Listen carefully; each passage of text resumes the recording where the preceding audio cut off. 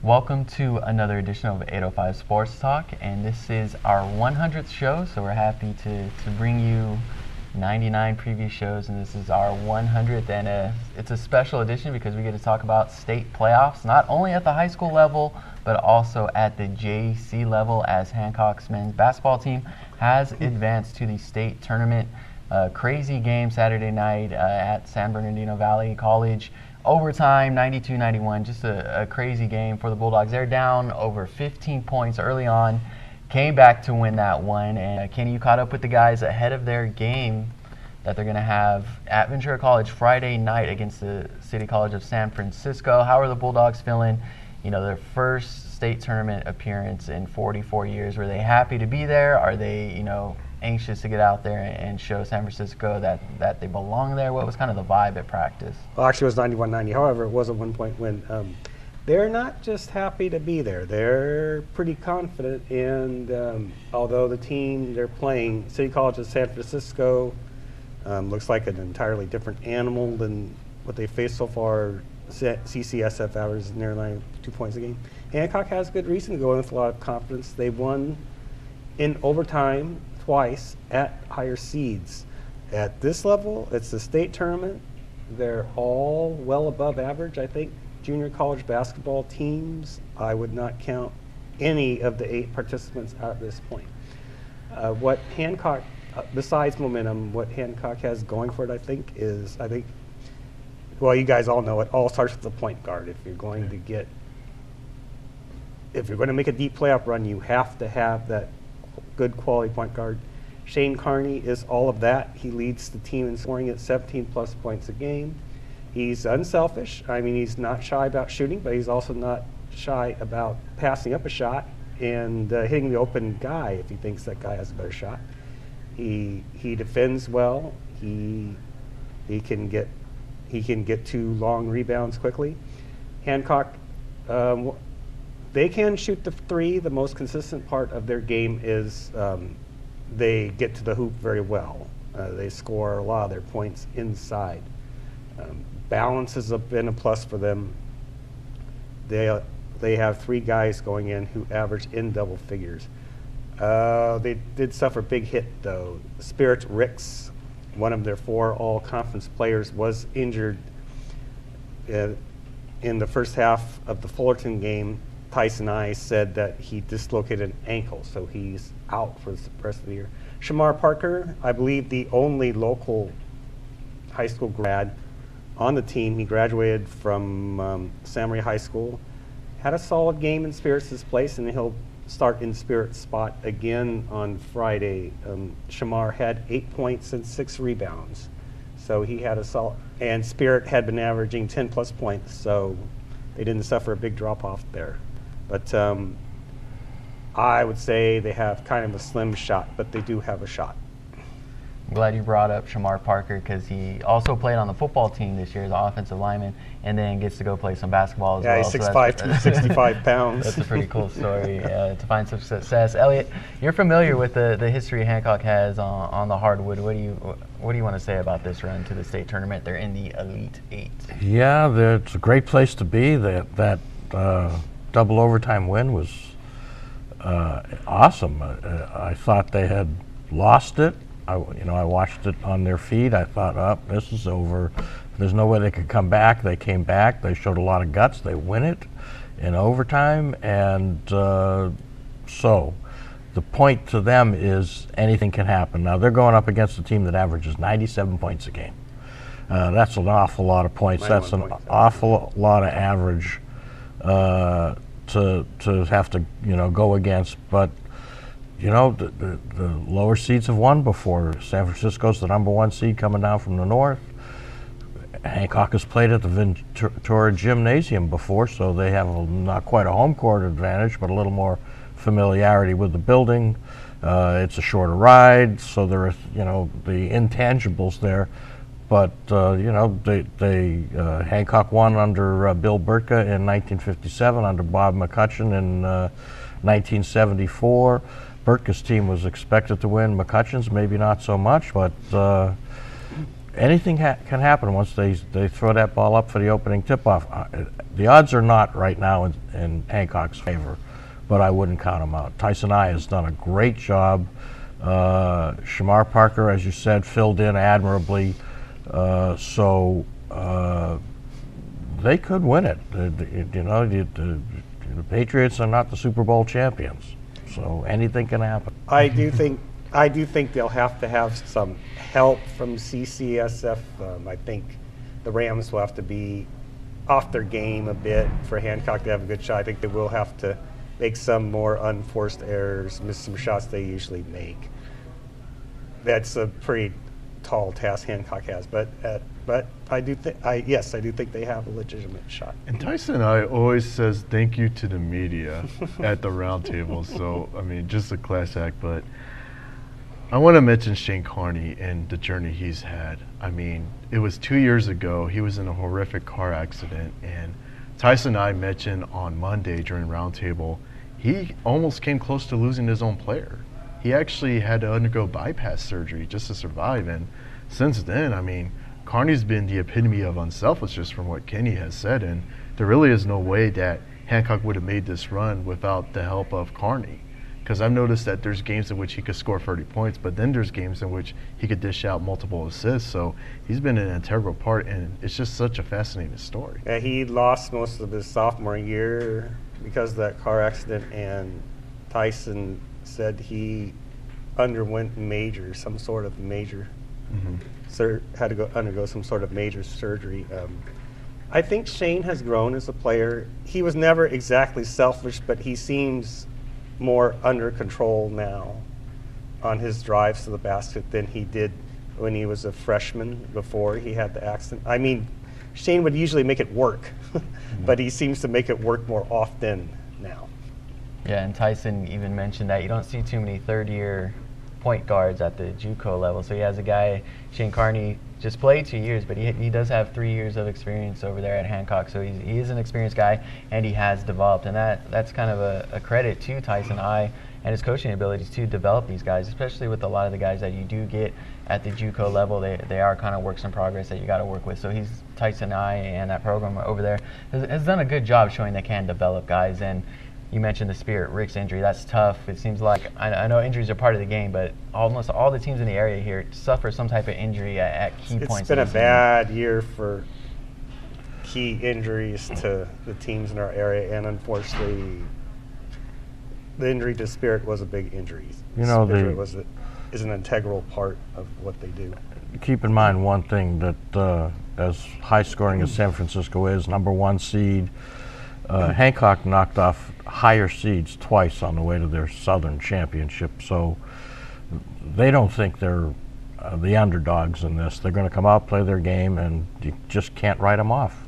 I think that, as you said, I think that will be to their big advantage, Hancock's. I think, as you said, they know they can beat higher seeds. I mean, they've done it twice in gyms that will be probably more of a hostile atmosphere than Ventura College will be. And if they can keep it close down the line at crunch time, as they say at the end of the game, they've got experience with that. And nerves might come into a play. So really it's to their advantage if it's a close game late. That's the one thing they've got to really worry about in my mind. If they score 90 points and Hancock can't keep up with them, then at the end of the game, it's over. But if they can keep it close, anything can happen. I don't think Hancock can win if San Francisco scores around 90. I think they're going to have to somehow keep them a fair amount below their average. I do think, though, another thing Hancock has to its advantage, though, they probably won't get phased if they fall behind by 12 or so early, because they were down 26-11 against San Bernardino Valley College and came back and won, so they know they can do it. Yeah, and Hancock is organizing a Rooter bus to go down there on Friday, so if you're looking for plans this weekend, it's just, about a 2-hour drive to Ventura. If the Bulldogs win, they'll advance to the semifinals, I believe, are Saturday, and then that tournament will wrap up Sunday. So, it could be a long weekend for the Bulldogs if they keep winning. Another team coming off a long weekend is Cabrillo. They lost in the championship game on Saturday, Kenny, you traveled down to Ontario to watch that one. We mentioned injuries on the Hancock side, but Cabrillo really suffered those two big injuries with Brittany McCune, one of the top players, going down, and they certainly could have used her against Warren Saturday. What did you see with Cabrillo? What did you take away from that game? How do you think they feel after having a lead in the second half, forcing overtime, and then falling eventually to Warren there in the championship game? Frankly, I think they've gotten over it. I think they felt devastated on Sunday. Monday, they may have been down some, but I think getting back into the practice, looking forward to a first round state tournament game helped them. And I think by yesterday, I think they were over it. So, I think they're over that. However, of all the injuries that we've seen the last 2 years to local basketball teams, and we have seen some devastating ones, I think the most devastating was the one Brittany McCune suffered. The championship game was where I really think they felt it. They got buried by Keone Berry, an athletic 6-footer. They just couldn't slow Keone down in the stretch. And that overtime loss to Warren. And I don't think Brittany could have outplayed Keone, but I think she would have held her own with her. I think she would have slowed her down enough for Cabrillo to win in regulation. Now, you remember when Danita got hurt, of course, they couldn't duplicate her, Righetti, but they had enough players fill in the scoring gaps where they could at least, while they couldn't make up for all the other things they lost when Danita was out, they could at least make up a lot of the scoring. Brittany, there's no way they could duplicate her presence inside, the varied spots on the floor she could score from. They just don't have that inside presence on offense or defense with her out.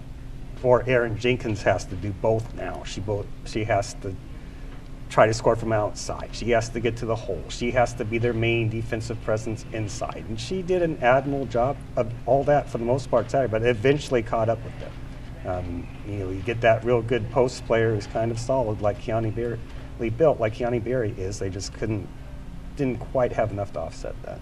Yeah, I think the biggest thing Brittany could have done Saturday was absorb some of those fouls that Erin Jenkins had to take. She fouled out, when they really needed her down the stretch. I think she fouled out in overtime or near the end of regulation. Fairly early in overtime. If Brittany was there to kind of help with rebounding and defense, Erin wouldn't have tried to, go after some rebounds and pick up some of those loose ball fouls and things like that. So I think that was a huge game changer. I know Cabrillo doesn't want to make any excuses, but I think you're right on with saying that was one of the most devastating injuries when you look at the matchups that was on the floor. Cabrillo and something they lacked Saturday night was McCune's post presence, definitely. And I already know heading into tonight's game that I'll be attending, Golden Valley will probably try to get Erin into foul trouble right away, take Cabrillo out that element, and also test the inside in. The thing about Central Section teams, they're known for having size. I mean, Vicksville schools, Tulare schools, Hanford schools, they're known to have players who are 6'1" or above. So I would imagine that Golden Valley is going to take Warren's blueprint and try to use it against Cabrillo.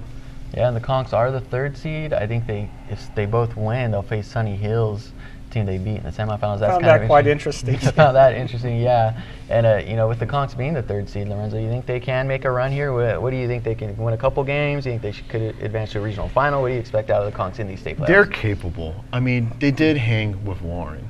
I mean, that tells you all you need to know about Cabrillo, even without Brittany McCune. But I mean, we've touched base on it. I mean, McCune was such a valuable presence, and finally it caught up to Cabrillo. So, I mean, it gets tougher from here. But I do believe that with the home game and with Golden Valley with the long travel, the advantage does swing Cabrillo's way. However, though, post play is going to be crucial. And how much can they slow down the post play?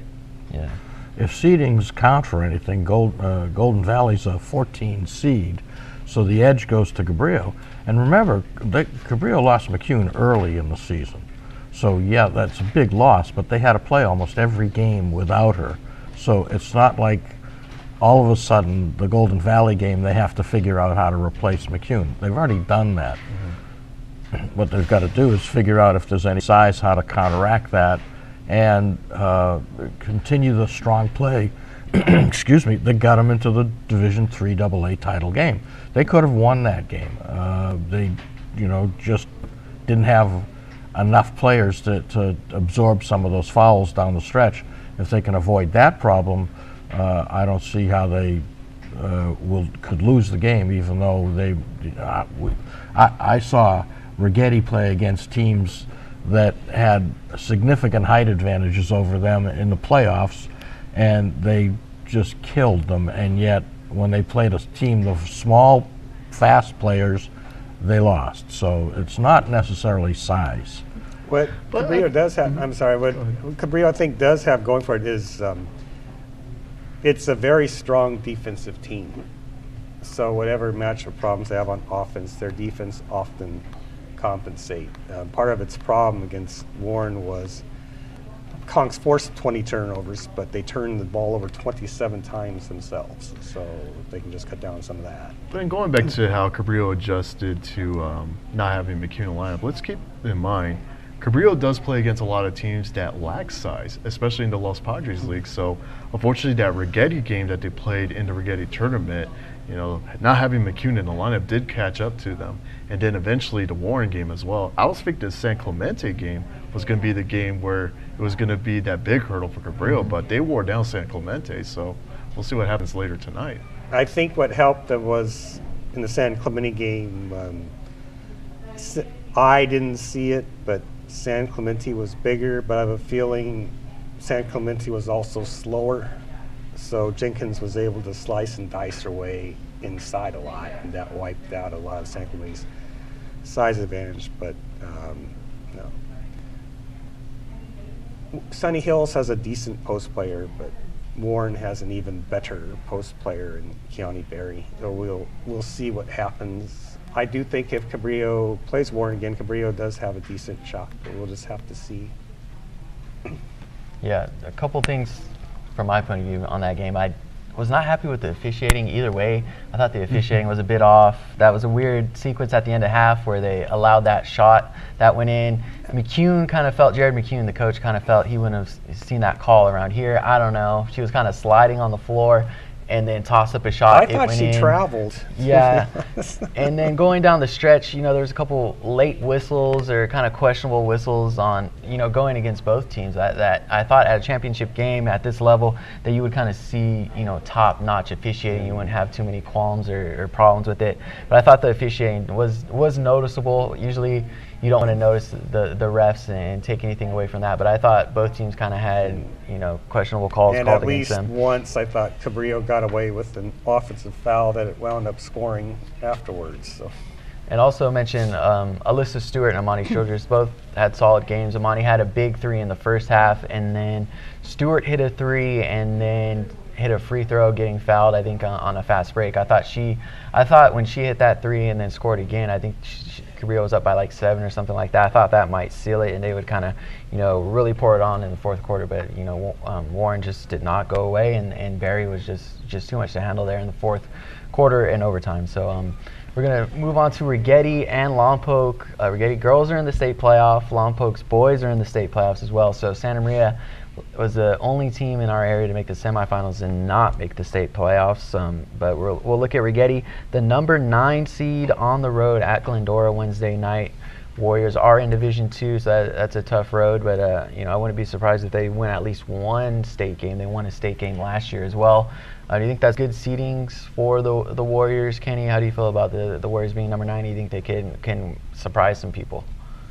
I think they have a chance to surprise some people. To be honest, though, I think the number 9 seed is an awful seed. They play their first game on the road, and then if they win that one, they would likely. That's what happened last year. They'll probably run up against the number 1 seed in the second round. I have a feeling that Righetti will show well tonight, though. I just have a feeling that they will play considerably better than they did against Downey. They played well at Thousand Oaks after a disappointing semifinal last year and won. Glendora might be a different animal than Thousand Oaks was last year. Glendora won its sectional championship last year. This year. I don't think Thousand Oaks did last year. But I think Righetti does have a chance, but I think the number 9 seed in any tournament, I think, is a terrible seed. You're going against the a favorite in the first round technically, and then you have to go around against number 1. And I think I'd rather be an 11th seed or something like that than a 9th seed. Elliot, how do you feel about the Warriors' chances in these state playoffs? 8-9 is a toss-up, but like Kenny said, it's an awful place to be because I can see the Warriors winning on the road. And then even if they get the home game, they have to, well, this is state tournament, so they probably have to play on the road again against the number 1 seed, and that's going to be no fun. So I see them maybe one and done through no fault of their own other than the seeding. And like Kenny said, anything would have been better than the 8 or 9 seed, 10, 11, 12. You don't hit the number 1, well, 16. Of course, you're going to hit the number 1 right off the bat, so you don't want to be there either. But yeah, I think the tournament committee selection seeding people didn't do Righetti any favors putting him at number 9. I think they can win right off the bat, but then it's going to be a tough game. Let's put it this way. Coin flip, to me, only applies to the southern section. It definitely doesn't apply for state, so unfortunately, I mean, whoever has the better record is going to get the home game. Right. Yeah, and maybe Righetti won't have to play the 1 seed. I don't know if they have a bye, but maybe the 16 will win, and then you get to play the 16 seed. You never know. Maybe maybe the CIF got these seedings wrong, and Righetti could make a little noise there. But Lompoc's boys are in as well. Lorenzo, how do you feel about them? Coach Paul Tarona's first year head coach has his team in the state playoffs, had his team in a divisional semifinal. How do you think he's feeling right now? He's feeling really good, but I do have this area of concern involving some of his kids because some of them are juggling between baseball and basketball, and they're trying to get their baseball legs going, but then they have to turn around and play a basketball game and get reacclimated there. So there's that level of concern about just what's going to be going through their heads, the heads of Ruben Cortez, Jeffrey Ray, I mean, other guys who are currently playing baseball, Devin Villalobos as well. But, you know, I feel like that overall the guys are pretty excited about going to a state game, representing Lompoc High, representing the Lompoc Valley in general in the state playoffs. But, I mean, there's that long road trip to Inglewood, and then to turn around and play a baseball game the next day. I mean, these guys could be rusty. Yeah, I was impressed with Ruben Cortez. Last week, he pitched against Santa Maria on Wednesday and went 4+ innings, and that was coming off the semifinal game the Friday before, so he got right back out there. Ryan Morgan, I don't know if he's been playing a lot, but he played quite a bit during the basketball season, played during the football season. He was out there with the baseball team, and Cortez did that as well. We don't see a lot of these 3-sport guys, so that was cool. Jeffrey Gray hit a home run against Santa Maria last week, and he's back out there. You mentioned Devin Villalobos. So it's cool. Lompoc's kind of had a reputation for having those 3-sport guys, those guys who kind of do that. So that was cool. And it's got to be tough to go on the road, like you mentioned, play a basketball game one day in the state playoffs, and then have a baseball game the next day. Especially Cortez as a pitcher, that's not easy to do. Especially when you're playing basketball, football, and all that stuff. So it's impressive to see. Yeah, it's crazy because I mean, you mentioned the 3-sport stuff. Well, Cortez is also a senior. You don't see very many senior 3-sport athletes. A lot of seniors will choose one sport at the end of the year, stick with that sport, and hope for a college scholarship. Well, in the case of Cortez, he wants to go out of Lompoc High with a bang, football, basketball, and baseball. That's a good mentality to have, because I know a lot of people, if they could go back, they would play everything, looking back and have nothing to regret. You don't want to look back and say, like, oh, man, I wish I played baseball that season. So it's good to Cortez. Someone's giving him good advice, or he has a good head on his shoulders to say he wants to play everything he can and live it up one last time as a senior. Right, so I've heard of these specialists who forego the other 2 sports, maybe 1 or 2 sports that they're good at, to concentrate on their prime one with the goal of not getting hurt, and then they wind up getting hurt. Mm-hmm. It's interesting. I also saw Shamar Savage was in the dugout at the game last week, so he's a football star. He's kind of just maybe checking out the baseball team. Maybe he'll get some at-bats this season. I also saw him listed on the roster. I don't think I've seen Shamar play baseball the last couple of years over there at Lompoc, so that was cool to see. Maybe he'll get out there. Moving to one guy who can specialize in one sport is Lavon Coleman. He was at the NFL Combine last week. Put up some impressive numbers, running through the 40. The bench press, he was 20+ on the bench press. I think top 5 in that category among running backs, so impressive showing for him. Lorenzo, you followed him, you've met with him before he went to the combine. What are his prospects looking? I know some people are saying he's going to get drafted, might be a late round pick. What do you foresee with him? I like his chances in the 6th round at the highest. And I mean, we have to remember Terrell Davis was a 6th round running back, and I mean, look at the career he ended up having. In Coleman actually, to me, has fresh legs because he was splitting time with Myles Gaskin. So, I mean, he'll come into any NFL roster just fresh and not having to deal with the fact that his body feels broken down. So he'll be in extremely good shape. I think in the case of Coleman, he has to go to a team where the emphasis is run first. And in this era of spread offenses or pass first offenses, I mean, it's hard to find a running back who can wear down a defense for 20, 25 times. But, you know, I definitely do like Coleman's chances to go maybe 6th round at the highest. Yeah, if I was an NFL team, I had a late round pick, I wouldn't hesitate to take a guy like him. He's a little bit older, has that experience. He's at a good point in his life. He's graduated, has a degree, has a young child, so he's not an immature player. He's probably not going to have to take too much to develop him. He knows what he is. He's going to be mature. He's probably going to, you know, hopefully I would expect him to kind of, you know, ease into the locker room without any problems. So it's one of those guys you might add, you know, easily to your team. I think another thing too with what you just mentioned, Lavon will already relate to some of those older NFL players because a lot of old NFL guys, they're already having kids or they're already starting their family out. So Lavon will have that relationship with those guys already established, whereas the 21-year-old, they're trying to still figure things out. They're still trying to figure out where do I put my money, or I mean, what do I have to learn playbook-wise? So there's going to be that feeling of being overwhelmed, whereas Lavon's already has his head on his shoulders. All right, our last topic is the spring sports season. We're still talking about winter sports with basketball still going on, but spring sports is well underway. Some interesting things I've seen was, you know, we talked about Santa Maria's baseball game last week against Lompoc. That was a lot of fun to see. Saints were down, came back, won that one in extra innings. That was cool. I think Santa Maria still has that winning mentality that they carried through the last season in the playoffs. Although, from what I heard Tuesday, Cabrillo was down 7-0 in the 7th inning against Santa Maria and came back to win that game. That was a bit of a surprise, but I think Santa Maria definitely has a chance to make another playoff run. But, you know, they might start thinking about being one of those LPL favorites, LPL contenders at this point in the season. I think San Ynez is going to be good on the baseball field once again. Righetti's volleyball team off to a 3-0 start. They got a big one against Arroyo Grande on Thursday. Righetti guys, look out for that one. That's going to be a big matchup. I think, you know, Righetti's volleyball team would definitely like to have a little home court advantage in that one Thursday. Kenny, Righetti AG swimming, Kyle Schaefer said that's going to be a big one. So I think those are some early spring games that you got to look out for, and some good teams that are developing. Lorenzo, you saw that Lompoc Cabrillo swim duel last Friday. I think that was a cool event. Kenny, yeah. you've been covering a lot of winter stuff still, hitting the road, kind of the road warrior for us. So you haven't been too plugged into that. But keep in mind with Cabrillo girls swimming, I mean, 17 straight Los Padres League titles. So the big question, can they go 18 in a row, especially with them moving to the Channel League next year? Yeah, that's going to be tough. That's a big tougher league. That's a whole different animal. Arroyo Grande, Righetti, San Luis Obispo, those are the three that are generally always in the mix when battling for a Pac-8 swimming title. I see no reason why it'll be any different this year.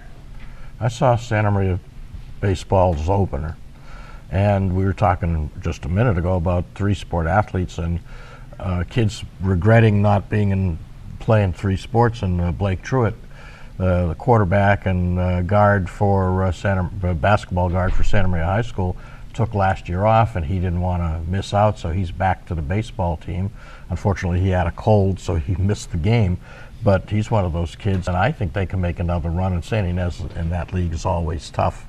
Brian Tamuka's got his kids ready to go, though, for Righetti High School, and Arroyo Grande plays every sport tough, so those guys, I think, could be the favorites there.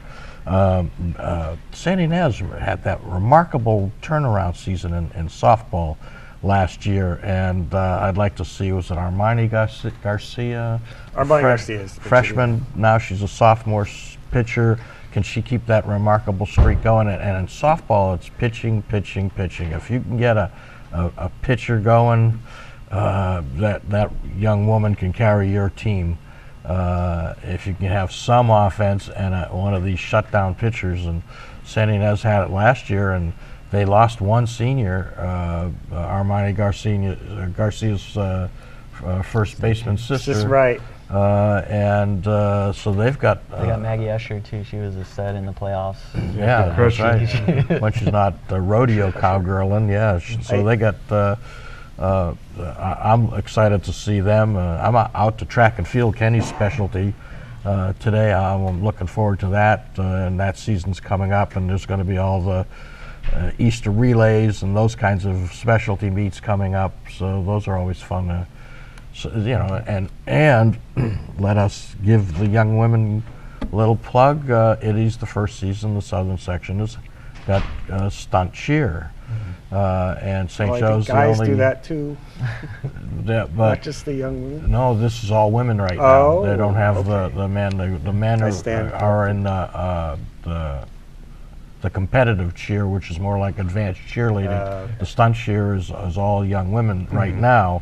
But St. Joe's the only city school, or they're in Orchid, but the only Santa Maria Valley school competing. The rest are in San Luis Obispo, Arroyo Grande, Napomo, Morro Bay, Paso Robles, Tascadero. And they formed their own league, and their season is underway too. So that just adds another fun thing for us to cover over the course of the year. And assistant coach Paulette Bealey wanted to send out this reminder on Roundtable and also to all of us that there's a difference between a dance team versus a stunt cheer team, and a stunt cheer team is way more competitive. There's a lot that goes in. Well, the dance team is a dance team, and then there's your cheerleaders, your sideline cheerleaders, and then your competitive cheer is a sideline cheer type of situation, and then the stunt cheer is where they throw the girls all around. Right. And so the sideline cheer can easily convert into a competitive cheer team, but the stunt cheer is a whole nother animal, and they're all athletes, but the young ladies that are in the stunt programs they do, and it's not easy to explain how. You got to really go to it and see the different. They have 4 quarters. They have a halftime. I've asked many times already, what do they do at halftime? Who comes out and cheers during the halftime show? Because they're all stunt cheers, but there are sideline cheerleaders that could do that aren't competing in stunt. So there are actually 3 different kinds of cheerleading going on, and that does not include the dance team, which is not a cheer team. But you go to one of them. They're on our schedule. You can read the schedule in the newspaper. When you see stunt cheer, go to one of those, and you'll see they have dual meets and tri meets, and it's fun. And you should see them. I've seen the practices. The meets have just started. I haven't gotten to one yet, but I've seen the practices, and they go all out. They are athletes. Yep, we'll be sure to get you out to one of those stunt cheer competitions. Maybe they throw as you. As soon as we can. No, they're not throwing me. All right, that's all we got for this week. Thank you guys for tuning in to 805 Sports Talk.